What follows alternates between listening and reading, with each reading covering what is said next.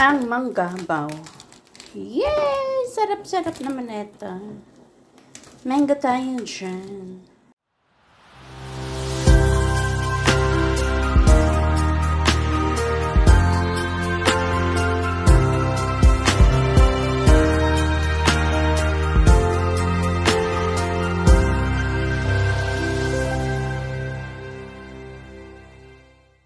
Hi guys! Si Hello Vlogs po ito. Sa hindi pa nakakakilala, food ano tayo ngayon? Food, ano ba tawag dyan? Food reaction. Napeke ako guys. Ayan. Tuwan-tuwa ako kasi galing ako ng grocery. Nakakita ko ng mangga. As in, diba, hinog na hinog. Yung dilaw na dilaw siya guys. 2 piraso is 8,300. Won po yan. Ayan siya guys, oh. Sobrang, alam mo yun, yung dilaw na dilaw.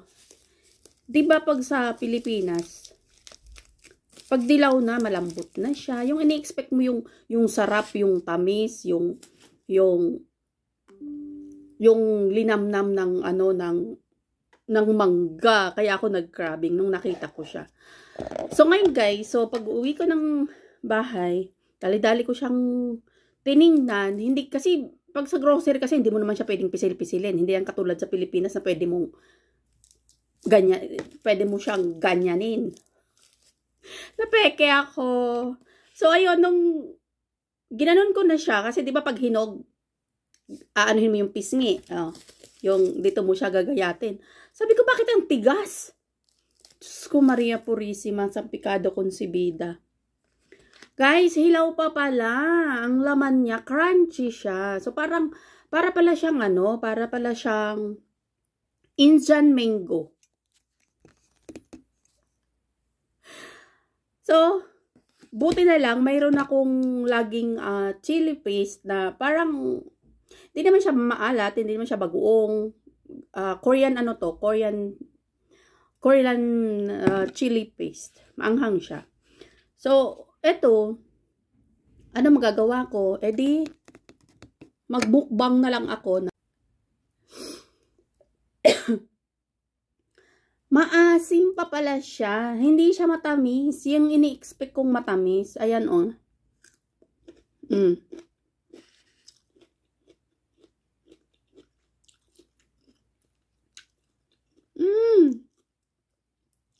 Maasim pala siya. Hindi pala siya matamis. Ang ini-expect ko, yung pag hinati mo yung kalahating pisngi at gaganyonin mo na lang ng kutsara at malambot, matamis.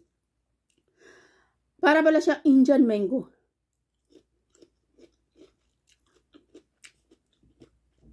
Napeke ako. But anyway, masarap naman siyang para ka rin kumain ng green na mangga. Diba? Ang crunchy. Hindi naman ako na hindi naman ako na, although na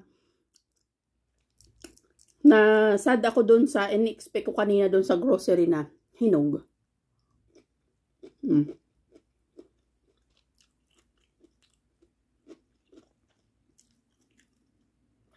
Iba yung expectation. So, dapat pala tayo, guys. Huwag tayo mag-expect. Kasi pag nag-expect ka, tapos iba yung kinalabasan, masakit. Sarap.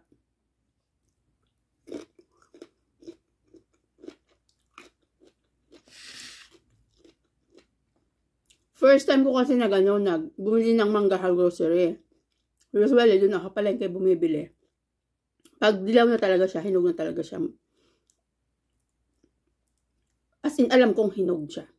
Pag sa mga Asian na tindahan dito sa palengke. Sa grocery kasi, hindi mo pwedeng pisil-pisilin. Hindi mo siya pwedeng hawakan kung lambot o matigas.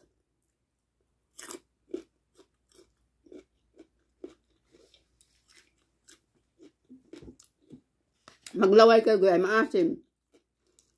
Sobrang asim. Kaya buti nila mayroon akong chili paste. Parang style bagoong siya. Maanghang, pero hindi siya maalat. Katulad ng bagoong.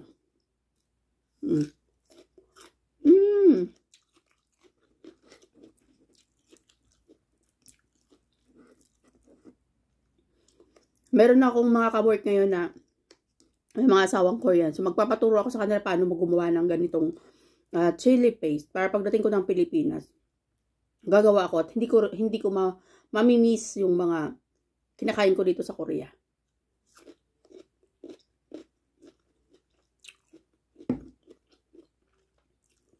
O, diba? Mukbang na lang tayo ng ano. Hindi ko masabing green mango.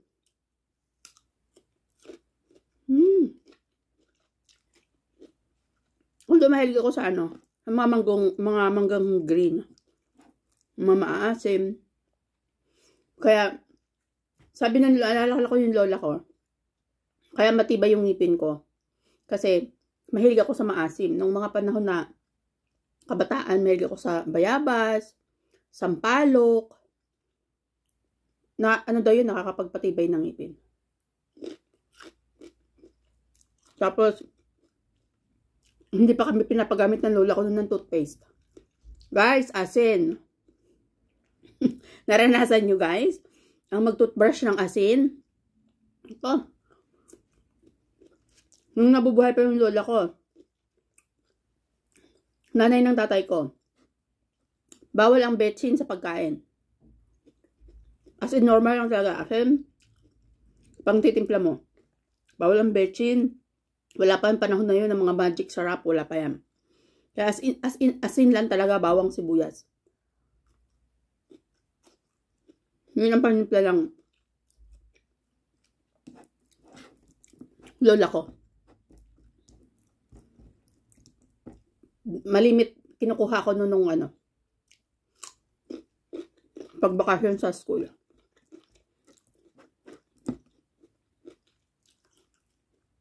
Kaya maganda rin daw yung mahiligang kumain ng maasim.